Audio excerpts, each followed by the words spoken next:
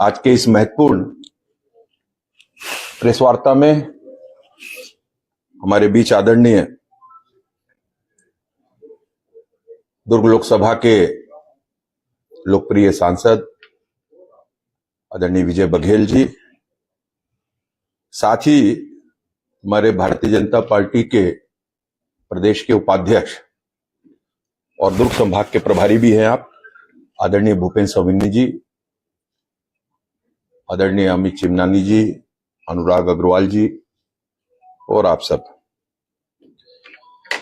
आज का विषय जो आपके माध्यम से और इस प्रेस कॉन्फ्रेंस में मैं रखने जा रहा हूं, थोड़ा हम विगत पिछले 4-5 सालों में जो कांग्रेस की सरकार में व्यापक पैमाने पर, चाहे वो शराब की तस्करी का मामला हो, अवैध शराब का मामला हो, और उसमें व्यापक पैमाने पर भ्रष्टाचार को लेकर विपक्ष में रहते हुए भारतीय जनता पार्टी ने और लगातार, और महिला मोर्चा का भी एक बड़ा आंदोलन बिलासपुर में और प्रत्येक जिले में ये हुआ था, और इस विषय को लेकर जनता के बीच जाना, आप लोगों के समक्ष बार बार आंदोलनों के माध्यम से भारतीय जनता पार्टी ने रखा था। हमने इस विषय को बार बार उठाया कि पिछली कांग्रेस की सरकार में संगठित होकर और जिस तरीके से व्यापक पैमाने पर शराब घोटाला हुआ था, और इस तरीके से जब इस पर एसीबी और ईओडब्ल्यू द्वारा विगत 17 जनवरी 2024 को पूर्ववर्ती कांग्रेस सरकार के समय राज्य में हुए शराब घोटाले के संबंध में एफआईआर दर्ज कर विवेचना प्रारंभ की गई। उस समय बहुत हाई तौबा मचाया गया। एफआईआर के अनुसार आबकारी विभागों की मुख्य जिम्मेदारियां, जो शराब की आपूर्ति को बिल्कुल नियमित करना, अवैध शराब को रोकना, जहरीली शराब को पकड़ना, अवैध शराब की बिक्री किस तरीके से धड़ल्ले से हो रही थी, उसके संबंध में जो इसके उपयोग करता है और उनको गुणवत्ता पूर्ण शराब की पूर्ति सुनिश्चित करना, उसी तरीके से राज्य के राजस्व में और अत्यधिक धन अर्जित करे। लेकिन तत्कालीन सरकार में और बड़े नेता के रूप में अनवर ढेबर और अनिल टूटेजा के नेतृत्व वाले आपराधिक सिंडिकेट ने इन उद्देश्यों पर पानी फेर दिया। उन्होंने शराब नीति को अपनी सनक और पसंद के अनुसार व्यवस्थित रूप से बदल दिया और अपने लिए अधिकतम व्यक्तिगत लाभ की दृष्टि से और एक सिंडिकेट के रूप में काम करते हुए, और इसका जिस तरीके से भ्रष्टाचार की गर्त में ढकेल दिया, आपको जब कहा आंदोलनों के माध्यम से, अगर ये देखा जाए तो छत्तीसगढ़ राज्य में उत्पाद शुल्क नीति को वर्ष 2017 में ही संशोधित किया गया था। फरवरी 2017 में सीएसएमसीएल को अपने स्टोर सीएसएमसीएल की स्थापना असली शराब उपलब्ध कराने के लिए, अवैध शराब की बिक्री रोकने के लिए, एमआरपी पर शराब उपलब्ध कराने की दृष्टि से इसका गठन किया गया था। इसका उद्देश्य बहुत अच्छा था। सीएसएमसीएल को एक अच्छे उद्देश्य के साथ शुरू किया गया।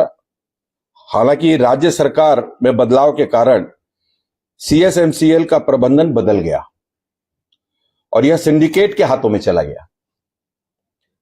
एक उपकरण की भांति सिंडिकेट ने इसका दुरुपयोग किया और इसका इस्तेमाल बिल्कुल समांतर व्यवस्था को लागू करने के लिए किया गया। इस सिंडिकेट में राज्य के वरिष्ठ नौकरशाह, राजनेता, उनके सहयोगी और उत्पाद शुल्क विभाग के अधिकारी शामिल। अभी मैं आगे आपको बताऊंगा, क्योंकि फरवरी 2019 में मैं नाम के साथ आज के इसमें आपके समक्ष रख रहा हूं अरुणपति त्रिपाठी, जो कि आईटीएस अधिकारी को सीएसएमसीएल का नेतृत्व करने के लिए सिंडिकेट द्वारा चुना गया। और बाद में मई 2019 में उस समय जो पूरा दबाव था अनवर ढेबर और उनके निर्देश पर उन्हें संगठन का प्रबंध निदेशक एमडी तक बना दिया गया। साजिश के हिस्से के रूप में अरुणपति त्रिपाठी को मेसर्स सीएसएमसीएल द्वारा खरीदी गई शराब पर एकत्रित रिश्वत कमीशन को अधिकतम करने और सीएसएमसीएल द्वारा संचालित दुकानों के माध्यम से गैर शुल्क भुगतान वाली शराब की बिक्री के लिए आवश्यक व्यवस्था को करने का यह काम उनकी ओर सौंपा गया था। अब ये निश्चित रूप से हम हमेशा इस बात को कहे, जब विपक्ष में हमने इस विषय को उठाया सरकार, कांग्रेस की सरकार में, कि इसमें ये भ्रम का वातावरण फैला रहे हैं और इस तरीके से जनता के समक्ष जब हम विषय ले जाते रहे लगातार, तो इसको अन्य तरीकों से भी झुठलाने का कि ये झूठ बोल रहे हैं। लेकिन ये सिद्ध हुआ कि भारतीय जनता पार्टी और उस समय हमारे महिला मोर्चा व अन्य आंदोलनों के माध्यम से जिस विषय को हमने छत्तीसगढ़ के हित में, जनता के हित में उठाया, वो अब जाके सही सिद्ध हो रहा है और उस पर मुहर लगाई है हाई कोर्ट ने। ईओडब्ल्यू की जांच के दौरान इन्वेस्टिगेशन के बीच में यह पता चला कि छत्तीसगढ़ राज्य में एक आपराधिक सिंडिकेट काम कर रहा था जो शराब की बिक्री में अवैध कमीशन वसूल कर रहा था। यह जांच के अंश थे और सरकारी शराब की दुकानों के माध्यम से बेहिसाब शराब की अनधिकृत बिक्री भी यह सिंडिकेट के काम में शामिल था। कि संदिग्धों द्वारा लगभग 2161 करोड़ की अपराध आय अर्जित की गई। ये जांच के विषय पे आया। जांच से पता और चला आगे कि सिंडिकेट ने छत्तीसगढ़ राज्य में 3 अलग अलग तरीकों से शराब की बिक्री से अवैध धन एकत्रित किया है। जो अधिकारी के लिए शराब आपूर्तिकर्ताओं से अवैध कमीशन लिया जाना। दूसरा, राज्य द्वारा संचालित ऑफ द रिकॉर्ड बेहिसाब अवैध देशी शराब की बिक्री, यह डिस्टिलर्स, होलोग्राम निर्माणकर्ता की सक्रिय भागीदारी से किया गया था। इसमें बोतल निर्माता, ट्रांसपोर्टर, जनशक्ति प्रबंधन और जिला उत्पाद शुल्क अधिकारी भी शामिल थे। तीसरा, डिस्टिलर्स द्वारा उन्हें कार्टेल संचालित करने और राज्य में बाजार हिस्सेदारी को आपस में विभाजित करने की अनुमति देने के लिए इसके लिए वार्षिक भुगतान या कमीशन, इसका भी भुगतान किया गया। और ईओडब्ल्यू द्वारा फर्ज दर्ज एफआईआर और विवेचना को जब संबंधितों ने, इस सिंडिकेट ने, जिसमें अनिल टुटेजा और यश टुटेजा, अनवर ढेबर, अरुणपति त्रिपाठी, निरंजन दास, नितेश पुरोहित, इन सभी ने मिलकर माननीय हाईकोर्ट में पिटीशन फाइल की गई। हाईकोर्ट ने उन याचिकाओं पर सुनवाई करते हुए अभी 10 जुलाई 2024 को आदेश सुरक्षित रखा था। चीफ जस्टिस श्री रमेश सिन्हा और जस्टिस रविंद्र अग्रवाल की डिवीजन बेंच ने अपने आदेश दिनांक 20 अगस्त 2024 द्वारा आरोपियों द्वारा दायर की गई सभी याचिकाओं को खारिज कर दिया। माननीय न्यायालय द्वारा यह पाया गया, यह कहा गया कि संबंधित एफआईआर के अवलोकन के पश्चात यह नहीं कहा जा सकता है कि याचिकाकर्ताओं के खिलाफ कोई भी प्रथम दृष्टया अपराध का खुलासा नहीं किया गया है।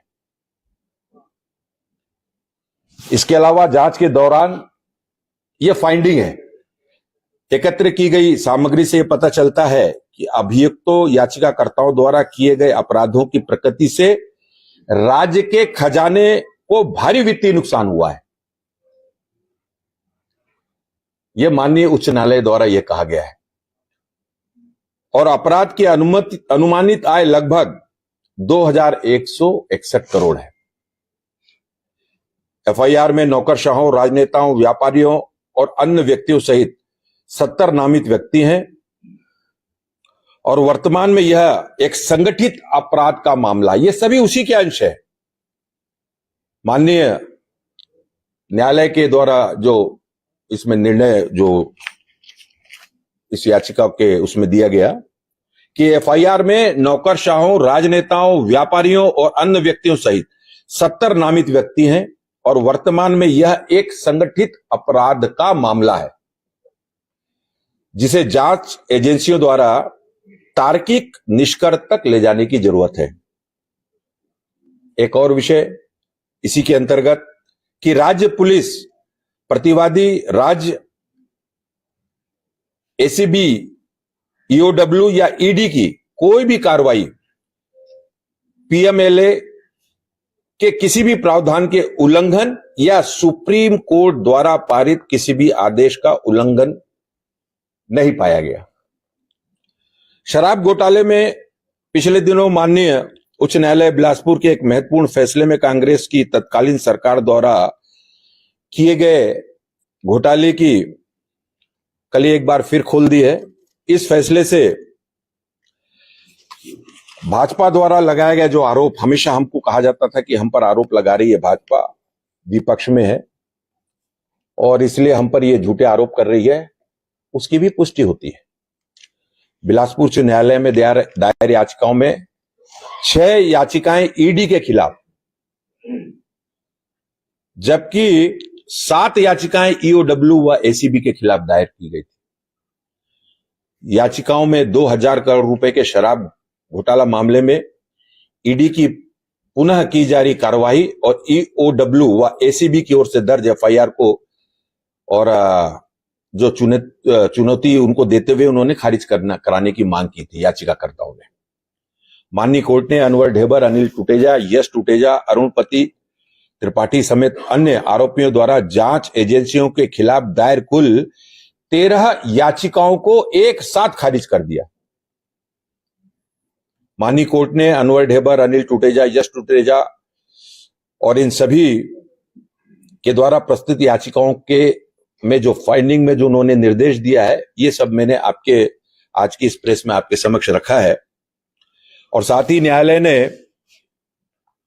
अपने आदेश में यह स्पष्ट तौर पर भी कहा है कि यह मतलब किस तरीके से यह संगठित अपराध था, किस तरीके से मिलजुल कर इस अपराध को और घोटाले को अंजाम दिया गया। न्यायालय ने ईडी, एसीबी, ईओडब्ल्यू आदि की जांच आदि के काम में किसी भी तरह की अनियमितता के तमाम आरोपों को भी खारिज किया है। एक बार यही साबित होता है इससे कि कांग्रेस अपने अपराधों को छिपाने के लिए ये जो बार बार ईओडब्ल्यू, एसीबी और ये सारे जांच एजेंसियों के खिलाफत की जो बात कांग्रेस करती है कि हमारे खिलाफ में जांच एजेंसियां बैठाने का काम कर रही है भाजपा और ये है वो है, तो इससे स्पष्ट हो जाता है माननीय उच्च न्यायालय के जो ऑर्डर है, उसके निर्देश है, उससे इनके सभी प्रकार के आरोपों को माननीय उच्च न्यायालय ने और खारिज करते हुए एफआईआर, ईसीआईआर रद्द करने के सभी मांग को खारिज कर दिया।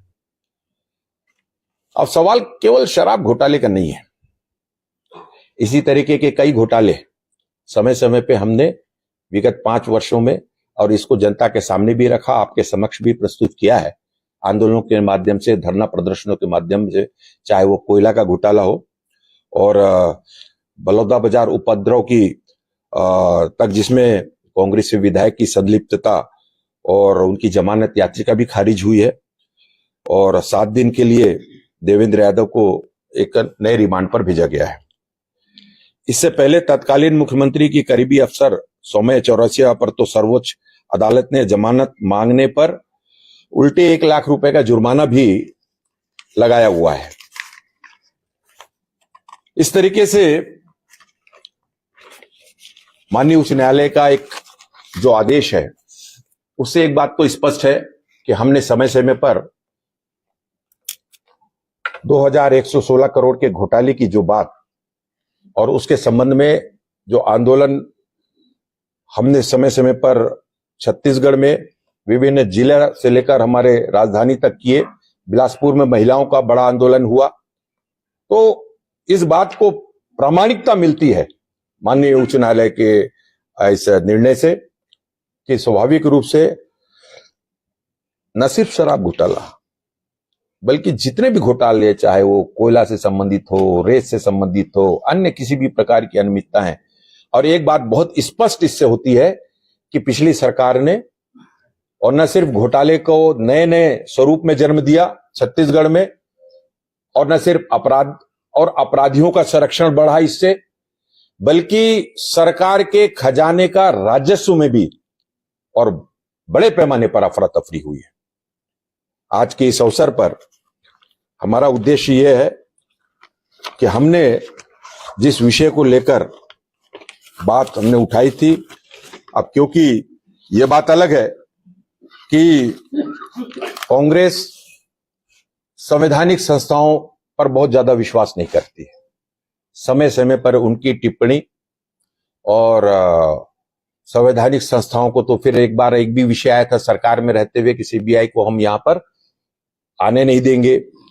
जांच एजेंसियां जो हैं, जो कि बिल्कुल निर्विवाद रूप से और बहुत साफ तरीके से और दोषियों के खिलाफ में और जो कार्रवाई करती है उस पर अपने षड्यंत्रों के माध्यम से, अपने झूठे तर्कों के माध्यम से कि कांग्रेस को फंसाने के लिए, कांग्रेस के लोगों को फंसाने के लिए और भारतीय जनता पार्टी इस तरीके के आयोजन और योजना करती है, यह बात माननीय उच्च न्यायालय बिलासपुर के इस निर्णय से साबित होता है। बहुत बहुत धन्यवाद। आपसे एक सवाल था, आपने आबकारी मामले में बहुत सारे नाम लिए, लेकिन जो देखा जाता था आबकारी मंत्री के जहाँ पे देखा जाता था तो वहाँ पे मंत्री होते थे कवासी लखमा। दो सवाल जो है इससे जुड़े हुए, क्या कवासी लखमा केवल अवैध मंत्री थे या कोई अलग से छाया आबकारी मंत्री था? दूसरा उसी से जुड़ा सवाल है कि रेवरेज कॉर्पोरेशन आप लोगों की सरकार होती थी तो देवजी भाई पटेल, सचिदानंद उपाध्याय जी ऐसी नियुक्तियां होती थी और उस कॉर्पोरेशन को रेवरेज कॉर्पोरेशन को इन्होंने खाली रखा, तो क्या उसके पीछे भी तो मतलब ये कि कहीं कुछ उसका नुकसान दिखता रहा होगा कि उन्होंने वहां पर उसकी सफाई नहीं की? डेफिनेटली मैं बताया हूं कि इस निर्णय पे एक बात और आई है माननीय उच्च न्यायालय के, जो मैंने बार बार आपके सामने 2 बार इसको रखा भी है कि ये इस तरीके से एक सिंडिकेट इस अवैध शराब के कारोबार को और आगे बढ़ावा देने में लिप्त था और सम्मिलित रूप से सभी की इसमें महत्वपूर्ण भूमिका थी। मुझे लगता है कि अभी और कुछ तथ्य इसमें और सामने आएंगे और एक मिला जुला संगठित एक, हम जिसको बोला जाए कि एक गिरोह के रूप में और इस काम को अंजाम देने का था। तो जो जो इसमें सम्मिलित थे उसके अलावा किसी अन्य को इसमें सम्मिलित ना होने दिया जाए, हो सकता है ये भी एक कारण हो सकता है।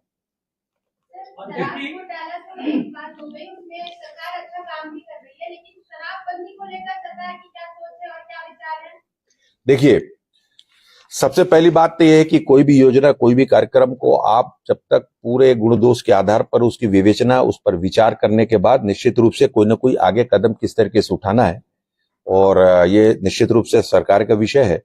आदरणीय मुख्यमंत्री जी और अन्य सभी और इस पर किस तरीके से संज्ञान लेंगे, आने वाले समय में निश्चित आप सभी के समक्ष आएगा।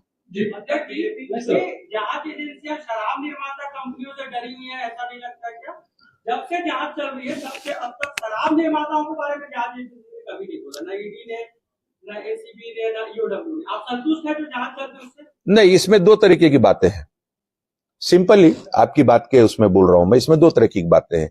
एक तो ये अभी निष्कर्ष आया, जो निर्णय आया, अब इससे आगे जाके इनके तार किन किन से जुड़े हैं, कौन कौन से कंपनी है, किस तरीके से इसमें वो होगा, सारी विवेचना और आगे बढ़ेगी। ये तो अब सब जुडिश मामले के अंतर्गत इस पर आगे जाके मेरा कुछ कहना ठीक नहीं होगा, लेकिन निश्चित मान के चलिए जब इतने बड़े घोटाले को इस तरीके से अंजाम इन्होंने दिया है तो इसमें जिन जिन की संलिप्तता होगी निश्चित रूप से वो नाम सामने आएगा।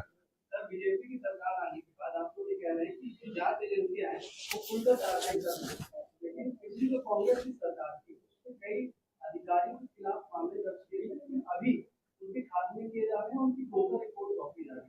इसमें कुछ कहेंगे? नहीं, ऐसा कोई भी निर्णय मैं तो अवगत नहीं हूं इसमें, लेकिन इतना जरूर बोलूंगा कि आदरणीय मुख्यमंत्री जी विष्णुदेव साय जी के सुशासन की व्यवस्था के तहत और जिस तेजी के साथ लॉ एंड ऑर्डर को और मजबूती से, क्योंकि देखिए ना अपराध ना अपराधी, इसको किसी भी तरीके से कहीं से भी संरक्षण की कोई भी गुंजाइश नहीं है।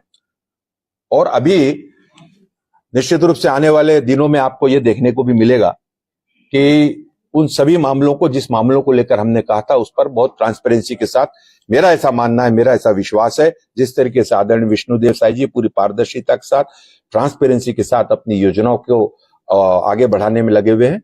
सब कुछ जो छत्तीसगढ़ की जनता चाहती है, शांत, हमारे यहाँ की सरलता के साथ, और ये सरकार समुचित व्यवस्थाओं को लेकर जनता की अपेक्षाओं के अनुसार निश्चित रूप से चलेगी। पूरा घोटाला हुआ है, 5 साल की सरकार थी, उस समय बहुत सारे लोगों के खिलाफ कार्रवाई की। आने वाले दिनों में और भी बड़े लोग जिनके ऊपर 5 साल कार्रवाई है, पर हो सकती है जिनका संरक्षण है घोटाला। देखिए, बिल्कुल मैंने हमेशा इस बात को कहा है कि छत्तीसगढ़ का वह स्वरूप नहीं है जिस स्वरूप को 5 साल में कांग्रेस की सरकार ने जनता के सामने और देश के सामने प्रदर्शित किया। और शने शने जैसे जैसे इसमें प्रगति आएगी जांच में और अन्य एजेंसियों के द्वारा, उसमें निश्चित रूप से सब कुछ सामने आएगा और जो दोषी हैं वो उस दोष को भुगतने। मैं आदरणीय हमारे सांसद जी को आग्रह करता हूं कि वे अपने विषय को भी आज के इस प्रेस में रखें। सभी का स्वागत है। एक मिनट, सांसद जी के बाद आप प्रश्न पूछेंगे। सबका स्वागत अभिनंदन करता हूं। माननीय अध्यक्ष जी ने पूरे विस्तार से आज के इस प्रेस वार्ता के माध्यम से पूरी स्थिति रख दी गई है। अभी जो सवाल राजेश जी ने रखी है, निश्चित रूप से जो प्रदेश का मुखिया होता है मुख्य जिम्मेदार होता है, और उस समय कांग्रेस सरकार के मुखिया माननीय भूपेश बघेल जी थे, उनके ही संरक्षण में सब कुछ चल रहा था। अपराध का अड्डा बन चुका था, अपराध चरम सीमा में था, शराब की नदियां बह रही थी, शराब खोरी के कारण गली गली में शराब बिक रहे थे, जिसके कारण खासकर हमारी माताएं बहनें ज्यादा प्रताड़ित थी, अनेक अपराध हो रहे थे। और एक ट्रक, एक गाड़ी जो निकलती थी, परमिट वाली निकलती थी, 2 गाड़ी बिना परमिट की निकलती थी, जो सारी जगह डिस्ट्रीब्यूट होते थे। और मैं तो ये कहूँ, एजेंसियों ने ये भी इसमें टिप्पणी की है कि पॉलिटिकल मास्टर के रूप में उसको भूपेश बघेल जी को इस नाम से अंकित किया गया। तो ये उनके ही संरक्षण में सारा अपराध हुआ और धीरे धीरे कली खुलेगी। और ये इतनी बड़ी बात है कि 13 के 13 याचिकाएं एक साथ खारिज होना और उसमें टिप्पणी भी करना न्यायालय का कि और ज्यादा जांच की जरूरत है, एजेंसियों को इसके अंदर जाकर और जांच करनी है, ये भी टिप्पणी हुई है। तो निश्चित रूप से कली खुलेगी और सभी अगर अपराधों को, सभी घोटालों को अगर जोड़ दें तो लगभग 50,000 करोड़ से ज्यादा की राशि इन घोटालों से कांग्रेस ने अर्जित की है, 2 नंबर की। और कांग्रेस के एटीएम के रूप में हम आरोप लगाते थे, हमारे नेता का आरोप लगाते थे, वो सत्य साबित हुआ है कि एटीएम के रूप में, कांग्रेस पार्टी के एटीएम के रूप में छत्तीसगढ़ सरकार काम कर रही है। और बाकी चीजें माननीय अध्यक्ष जी ने रखी है और निश्चित रूप से आज ये पर्दा खुला है और जो आरोप लगा रहे थे हमारे ऊपर, हमारी सरकार के ऊपर, सारी कली उनकी खुल चुकी। जनता का पैसा लूटोगे, जेल के अंदर जाओगे। बलौदा बाजार घटना में मैं तो देवेंद्र यादव का पड़ोसी हूं, ऐसा वहां स्थिति पैदा कर रहे थे जैसे आजादी की लड़ाई जीत के आए। सफेद झंडा लेके, संविधान की कॉपी लेके, वहां क्या दिखाने का वो प्रयास कर रहे थे, मेरी समझ में नहीं आता। पुलिस की गाड़ी के ऊपर चढ़ गए, एक अपराधों भी बनता है, और वहां से ऐसा नारे लगा रहे, ऐसा छाती पीट रहे जैसे बहुत बड़ी लड़ाई में जा रहे हैं। तो इस तरह के कृत्य करने वाले कानून के शिकंजे में है, और कानून कभी इन्हें छोड़ेगा नहीं, तभी छत्तीसगढ़ को इंसाफ मिलेगा। जी इसमें से कुछ पूछ रहे थे आप। सचिन पायलट जी का आज दौरा है, देवेंद्र यादव से जो है जेल में मुलाकात भी करने वाले घोटालों की बात आप कर रहे हैं, कोयला घोटाला में भी उनका जो है नाम सामने आएगा। देखिए, यही बात अभी आदरणीय सांसद जी ने कही, उसी को मैं आगे बढ़ाते इस प्रश्न के जवाब में कहूंगा कि जो छत्तीसगढ़ में इन सभी गड़बड़ घोटालों से, भ्रष्टाचार से जो लिप्त रहे पिछले 5 वर्षों में कांग्रेस की सरकार के, या जिनकी भी संलिप्तता या फाइंडिंग किसी न किसी मामले में हुआ है, जैसे देवेंद्र यादव जी का आपने प्रश्न किया, बलौदाबाजार की घटना, अब पूरे देश में और निश्चित रूप से एक बड़ी घटना के रूप में इसको देखा गया। और इसमें अगर आपकी फाइंडिंग है, आपकी संलिप्तता है, जांच एजेंसियों में कुछ आया है, तो निश्चित रूप से जो दोषी हैं उनको सजा निश्चित रूप से मिलनी चाहिए। और छत्तीसगढ़ की जनता बिल्कुल ये पसंद नहीं करती। मैं आपको ये बताना चाहूंगा कि पिछले इसी संदर्भ में जो मुझे जानकारी है कि 5-5, 6-6 बार इनको पूछताछ के लिए, अपनी बात कहने के लिए बुलाया गया, लेकिन ये एक बार भी इन्होंने अपनी बात, अपना मतलब जो इनके बयान है उसको दर्ज कराने के लिए नहीं पहुंचे। और दूसरा कि इस तरीके की घटनाओं को अंजाम देने में अपने संलिप्तता इनकी रहेगी, भ्रष्टाचार करेंगे और अत्याचार करेंगे पिछले 5 वर्षों में जो इन्होंने कहा, उसके बाद फिर इसको पॉलिटिकल माइलेज के लिए रूप में इसको अगर जनाएंगे तो छत्तीसगढ़ नहीं, पूरा छत्तीसगढ़ की जनता सब कुछ समझती है।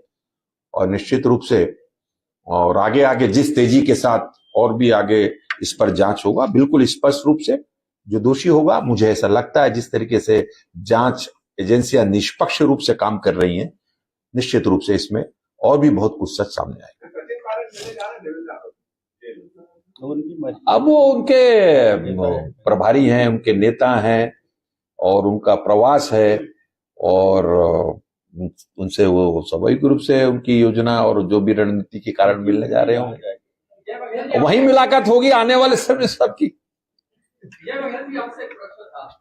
आपने कहा कि देवेंद्र यादव मेरे पड़ोसी हैं, मैं जानता हूँ, पड़ोसी तो भूपेश बघेल जी के भी है, इससे भी कुछ कहेंगे क्या? कह दिए, उनके तो नजदीकी है, मेरे पड़ोसी। Thank you very much.